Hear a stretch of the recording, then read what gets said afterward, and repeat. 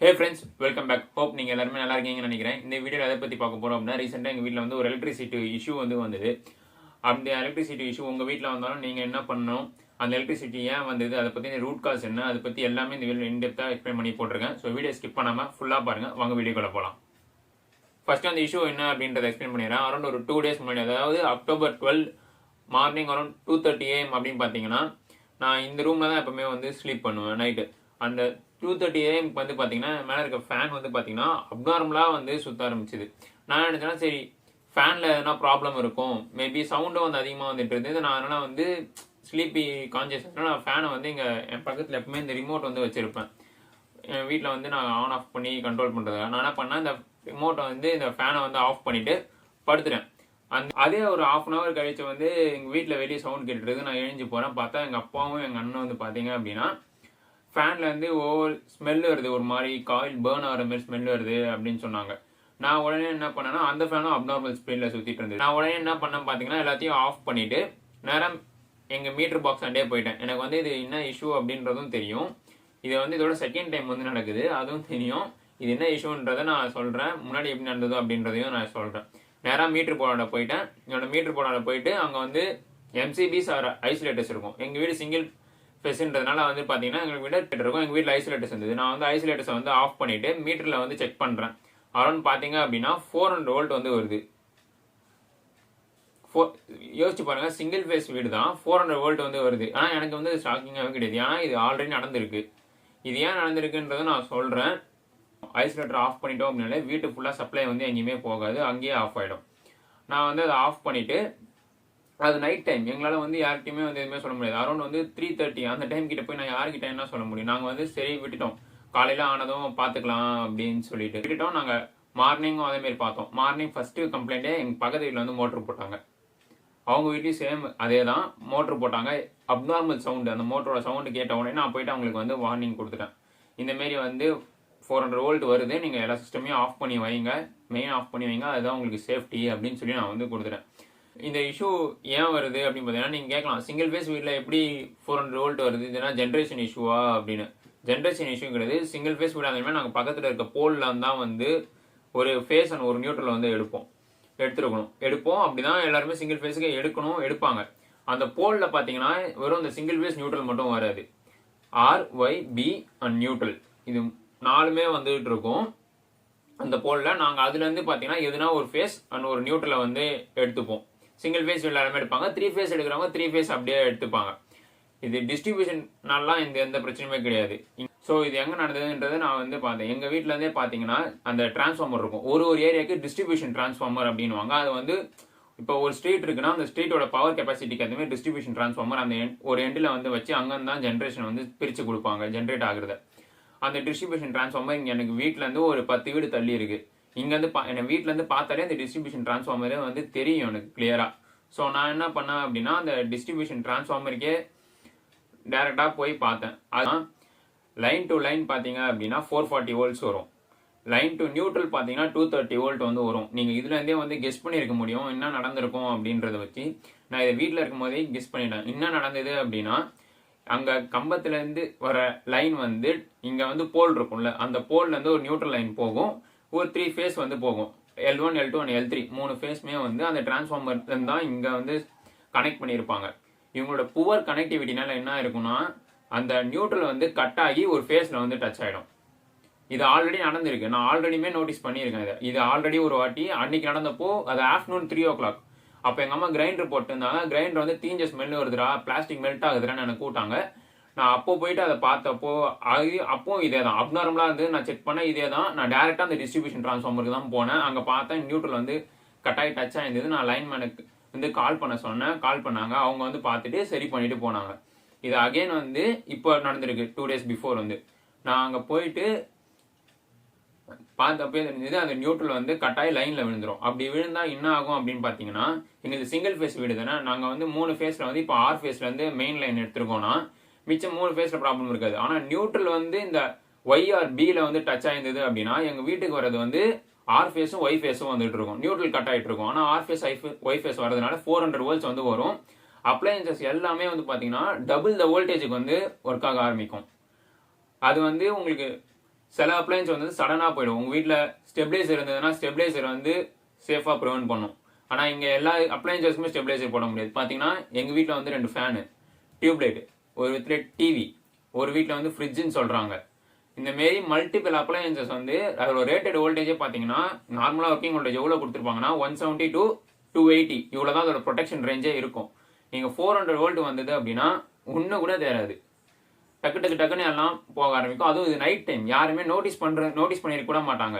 எங்கள் பக்கத்து வீட்டில் போய் கேட்டப்ப என்ன சொன்னா அவங்களும் இதான் சொன்னாங்க, நாங்கள் ஒயர் எரியுது, பேர்ட் ஸ்மெல் வந்தது, எங்களுக்கும் எங்கே என்னன்னு தெரியலப்பா, நாங்கள் எல்லா சுவிட்சையும் ஆஃப் பண்ணிட்டு படுத்துட்டோம் அப்படின்னு சொன்னாங்க. நான் வந்து காலையில் அது சொன்னேன், இதுதான் நடந்திருக்கும் அப்படின்னு. அவங்க லைன்மேன் வந்தாங்க, லைன்மேன் வந்து பார்த்தாங்க, இதுதான்.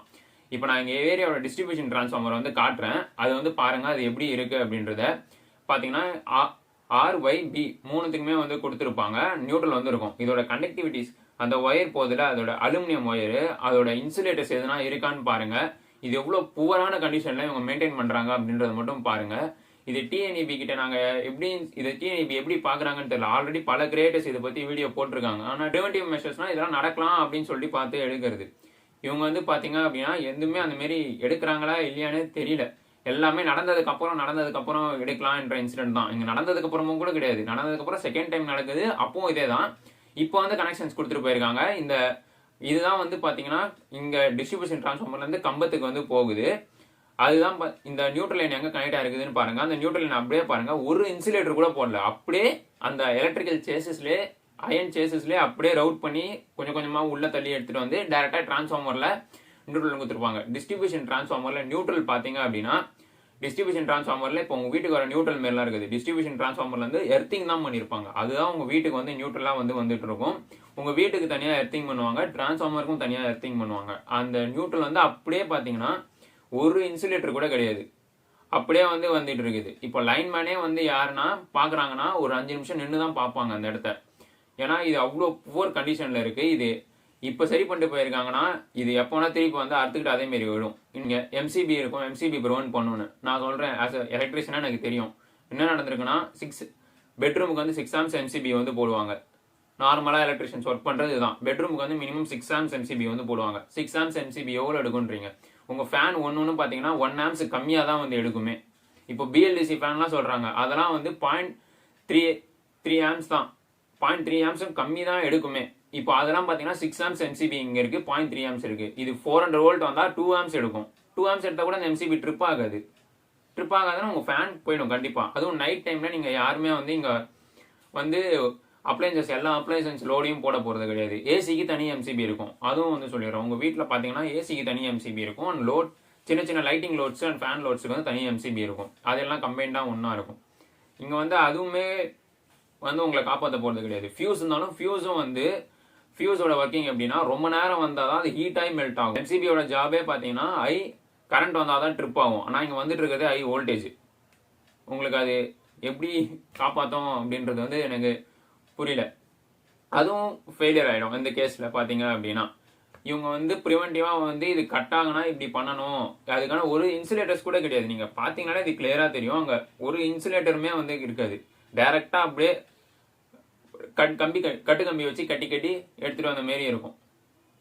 இதுக்கு ஒரு குவாலிட்டி, இது எந்த அளவுக்கு குவாலிட்டியாக இருக்கும்னு தெரியல. நீங்கள் கரண்ட்டாக EB பில் கட்டுறோம், இவ்வளோ யூனிட்ஸ்க்கு இவ்வளோ சர்சார்ஜ்னு வாங்குறாங்க, ஏன் இவங்க இப்படி இதை மெயின்டைன் பண்ண மாட்டாங்கன்னு எனக்கு புரியலை. இப்போ TNEBக்கு ஒரு ஹம்பிளான ரெக்வஸ்ட் வந்து வைக்கிறேன். இந்த மாரி எங்கெங்கேயோ இருக்குது பார்த்தோம்னா பல கிரியேட்டர்ஸ் ஆல்ரெடி இதை பற்றி வீடியோ போட்டிருக்காங்க ஷார்ட்ஸில்.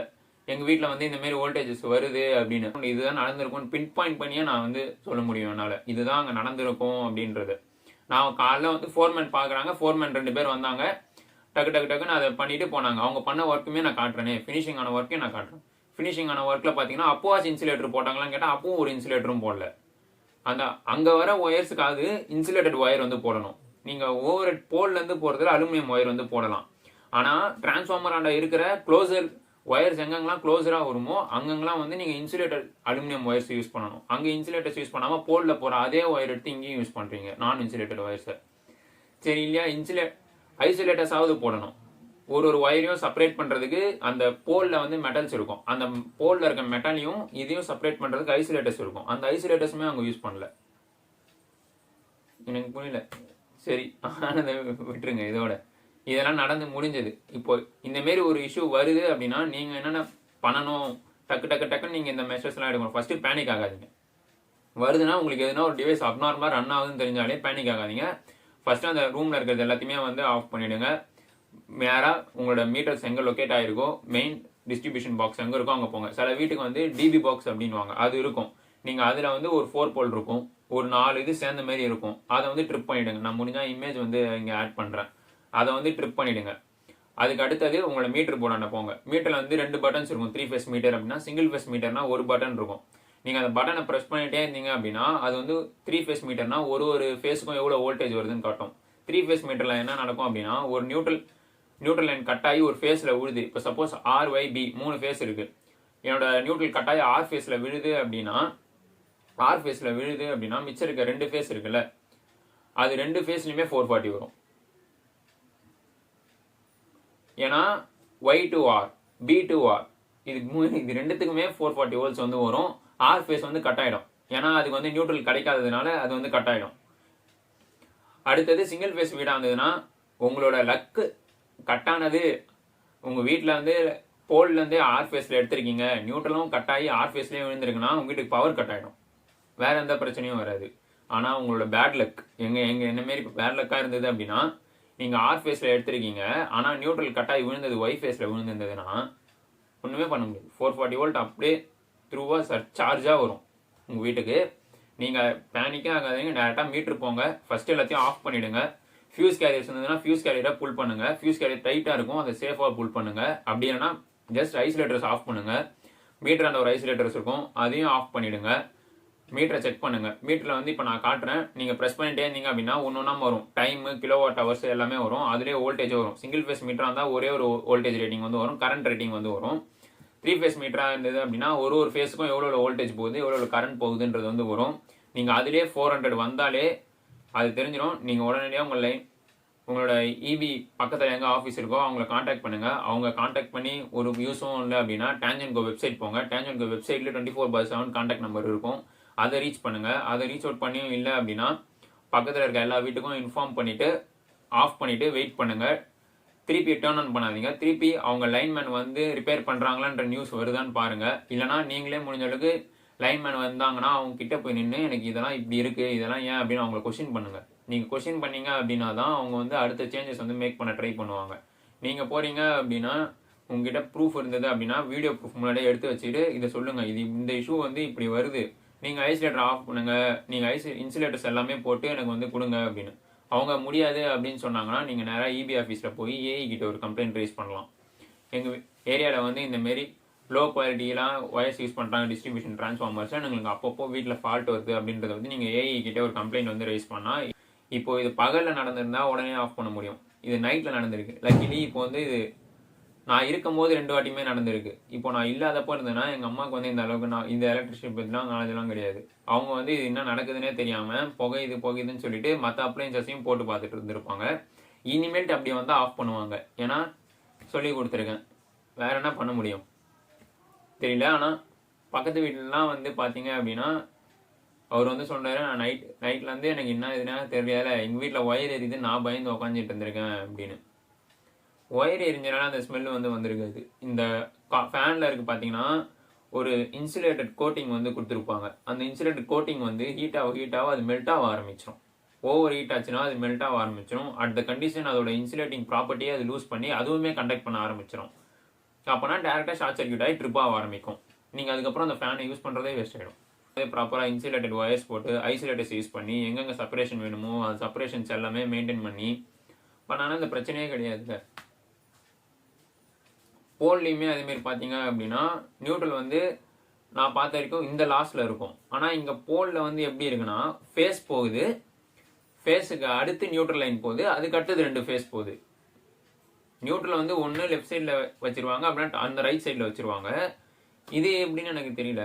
ஃபேஸ் போகுது, இது நியூட்ரல் போகுது, அடுத்து 2 ஃபேஸ் போகுது. இது இபியில் இருக்க பர்சன்ஸ் யாருன்னா பார்த்துட்டு இருந்தீங்கன்னா சொல்லுங்கள், இது கரெக்டாக என்ன அப்படின்னு. எங்கள் ஏரியாவில் அந்தமாரி தான் கொடுத்துருக்காங்க. நியூட்ரல் வந்து நடுவில் போகுது, அதுவுமே எனக்கு என்ன கணக்குன்னு புரியல. நார்மலாக வந்து நியூட்ரல் வந்து எதனா ஒரு லாஸ்ட்டில் தான், நான் மேக்ஸிமம் போல்ஸில் வந்து எதனா ஒரு லாஸ்ட்டில் தான் இருக்கும். ஆனால் இதில் வந்து நடுவில் இருக்குது. அதுவுமே சஸ்பீஷியஸாக தான் இருக்குது. ஸோ டிஎன்இபிக்கு என்னோடய சைட்லேருந்து இதுதான் ஒரு ஹம்பிள் ரெக்வெஸ்ட். ஸோ இந்த வீடியோ பார்த்தீங்க அப்படின்னா அதை சால்வ் பண்ணுறது எப்படின்றத ஒரு ஸ்டெப் எடுத்து வந்து பாருங்கள். அவ்வளோதான் இந்த வீடியோக்கு. தேங்க்ஸ் ஃபார் வாட்சிங். Until then, it's Gopi signing off. Bye bye. Next video பார்ப்போம்.